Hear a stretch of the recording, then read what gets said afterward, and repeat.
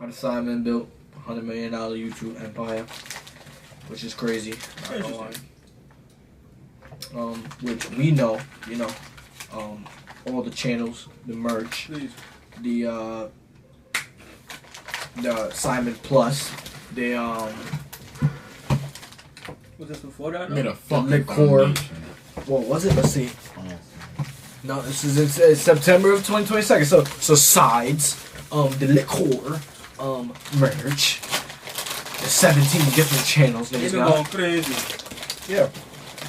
Shout out to these niggas, man. Listen, motivation, innovation, and inspiration. Yeah, you saw what Kai said about doing a collab with AMP? Wait, okay, so I said? Yeah, he fake shitted. I did. Low key. Wait, how? Nigga said, we're gonna give y'all niggas a year, let's see if y'all still relevant, and then we'll do a collab. I'm like, damn, dude. I mean, I feel you, but like, fake shitted. What that mean? Like, there's no other group like us, like y'all, in the States right now. We are them, nigga. That is OD. I mean, a year? How long it been like? It's probably been like around there, like 6 or 7 months since probably said that, but them niggas is still lit. They got even more lit. Yeah. Listen, we gonna tune into this to see how they really got into it. Follow the YouTube channels along with we got the main channel. Second reaction channel. Yes, sir. Javin. Subscribe.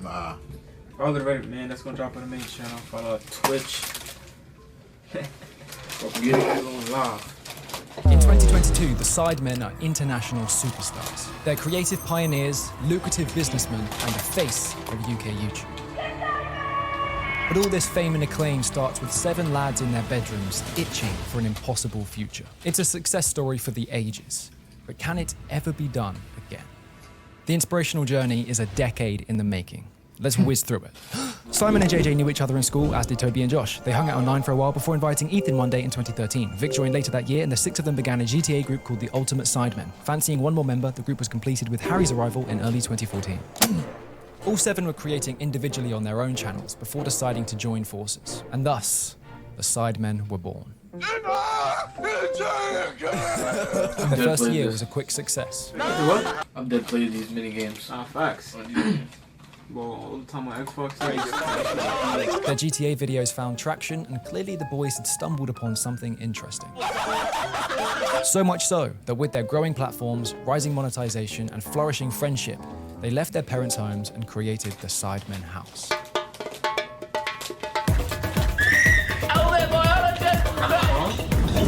In your throat. It was here that the Sidemen's output hit maximum overdrive, with nothing to do besides record videos all day, every day.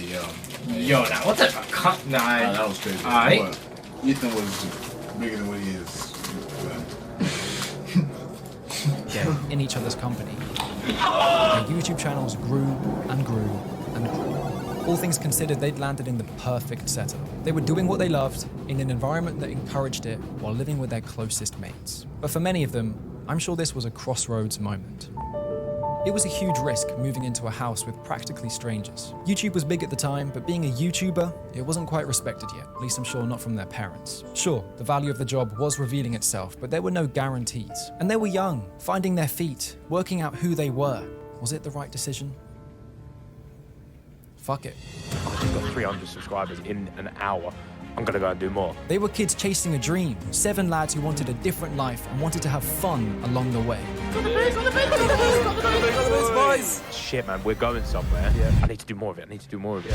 Play, record, edit, sleep, repeat, over and over. They put the graft in, days at their desks, cultivating something big they were only just sniffing. Something was forming here, and millions began to notice. The Sidemen House really brought the lads together. Get the fuck off.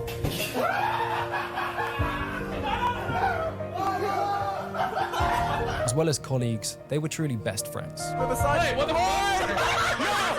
They were each integral parts of the group. But a side effect of broadcasting your lives like the boys were is something interesting. We felt like a member too.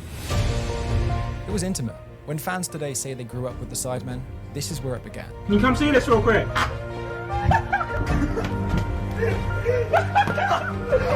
Personalities bloomed, dynamics developed, and the character archetypes were formed. It didn't take long to expect Vic to be bullied, JJ to do something weird, or Ethan to laugh hysterically. They'd gone from one-man shows to a sitcom cast, and fans were ready to binge. To remain in a reformed European Union, we have a disaster called The Big Lie. Champions of the world. The mid-2010s were the golden era of YouTube vlogging. Despite coming from backgrounds in gaming, the Sidemen were finding great success in their real-life content. Of course, YouTube was bustling with this stuff back then. Hello everyone, today I'm joined with all these YouTubers. We've got Zoe, Che, Casper, well there you are, and Alfie Davis. Yeah. Joe Sugg and his creator friends reigned the platform for years. But many of these guys are nowhere to be seen in 2022. Asked why, Joe Sugg said, my audience have all grown up, or the audience I had back then, they're all now in their 20s. The stuff that I knew how to make back then is not what they want to consume now as content. Which means one thing, they didn't adapt well enough. Not like the Sidemen. Welcome to the Sidemen channel. 2016 was a pivotal year for the Sidemen. It was time to expand, attempt new things. Their shared channel was born just in time for their first charity football match. An embrace ya from the Sidemen. Mini Minter ripples the net. 100 grand you guys have made for the charities, which is fantastic. They tightened up their branding, hired the right people, and a decision was made to slowly phase out their gaming content in favor of their newer project, Sidemen Sunday. These videos, every Sunday, started modestly, with standard trends and ideas. It didn't take long, however, for those ideas to expand alongside a growing budget. These videos were the Sidemen really sensing their creative potential. The combination of adolescence and resource coalesced into highly captivating content. The Sidemen channel raked in millions of new fans, and larger corporations noticed. In 2018, the group announced The Sidemen Show. Published on YouTube Originals, the 7-part series was the boys' first dip into traditional media. With professional crews and budgets, the Sidemen were now equipped with real production value, as well as celebrity co-stars. This series had all the bells and whistles of live. Sidemen just doing like the best they've ever done. Current. Right now, they've been going crazy. Nah, this only like, let's just say 5 years in is OD. No, yeah. Then a whole other their own YouTube 4 years show? later. I don't know y'all be saying to react to this. We definitely can, which is the reason why I know what the YouTuber has, because why? Yeah. Take that right down. YouTube original. Larger productions, but still the authentic heart the Sidemen fans loved. I think we just do a drive-by movement, like you get your ass up and just drive by loads of people. Alright, wait. It's all wrong! I watched it. Despite all this, the boys never tried to repeat it, but they did catch a taste for that production. Facts. Wanting to take matters into their own hands, That's but crazy. knowing they'll need help, they laid their eyes on talent manager Tanya Pyle, who helped put the YouTube original series together. And we were just like, yo, like, do you want to be our personal manager? And she thought about it. It's just like, fuck it, let's go. Let's see what happens. This catalyzed a new era of Sidemen Sundays. Bigger ideas, larger budgets, and longer screen time. Hours of content for fans to consume every single Sunday. It became an instrumental part of a fan's week. They were huge videos, but more importantly, they were consistent. Please tell everybody your favourite magic spell. That regularity, alongside the boys' hunger to keep pushing, forced the Sidemen into the mainstream. This holiday video, in which the boys split up into a cheap and expensive group, went platinum. On paper, it's 2 hours of the lads abroad, but the views don't lie. This video is pure entertainment. Beneath the extensive planning and absorbing performances, there's an effective story here. And some real heartwarming moments. I'm happy right now. The Sidemen were now operating at their highest potential, which means they had a lot to lose. How could they ensure all of this success didn't start crumbling? The Sidemen are made up of more fame, money, and influence than they ever expected. They'd gone from gaming after school to having the world at their fingertips. It's a power shift sure to go to the heads of most, but the boys never forgot their roots. A system had to be put in place to keep each other grounded. Right, you sacrifice personal goals and achievements also for a group in achievement. And it's not because it's just like brand achievements, we're friends, right? The Sidemen are pretty clear about who's in charge. No one. They knew from day one that keeping it democratic would eliminate egos. With no leader, everyone has equal priority and responsibility. Every Sidemen Sunday you watch was assigned to a specific member whose job it was to organize and oversee the whole project. When a video is completed, it's tallied up on a spreadsheet next to the member who directed it. The goal is to rotate this assignment around, with responsibility being shared. So everybody gets I know it was like a lot of videos to plan. Yeah, I seen that. That shit was fire. And obviously to see everybody's a different host or whatever, but like to really think they have a strategized so on like each Sunday will be like for Eurovid type thing or something. That's what Half the system.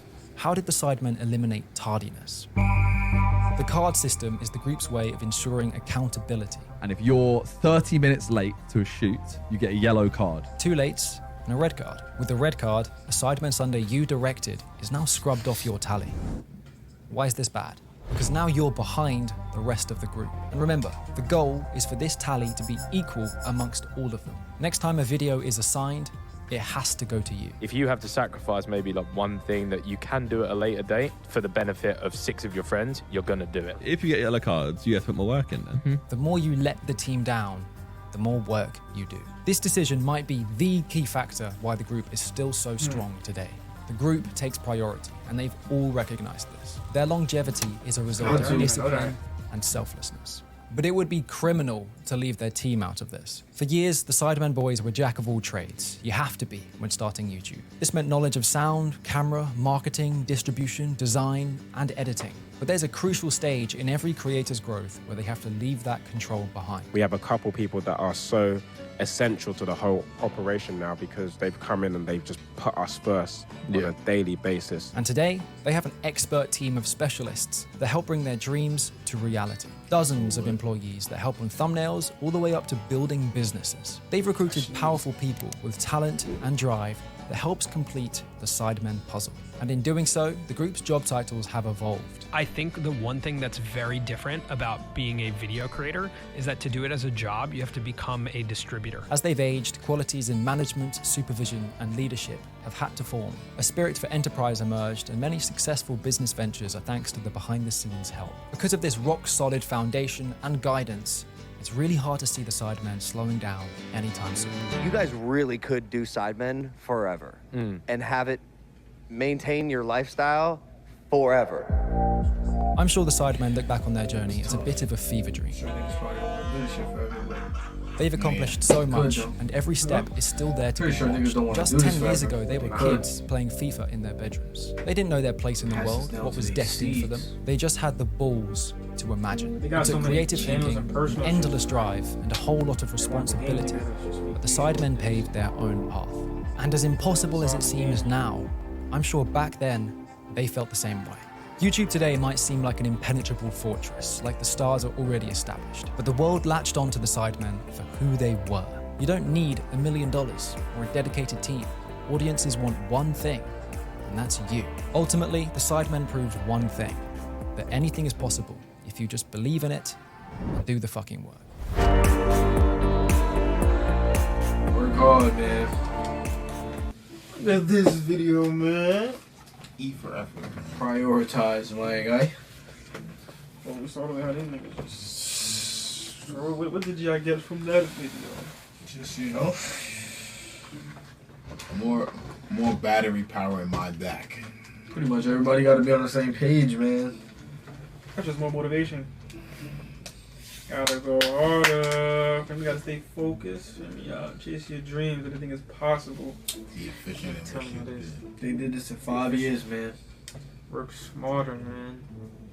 Play deep. Don't burn out. Work smarter and work harder. Feel me? Listen, we out here though. Love y'all. You gonna keep being consistent, doing our thing, man. Like, follow. We're next. Just saying. I don't even know if we got it. Just saying. Just saying. Just saying.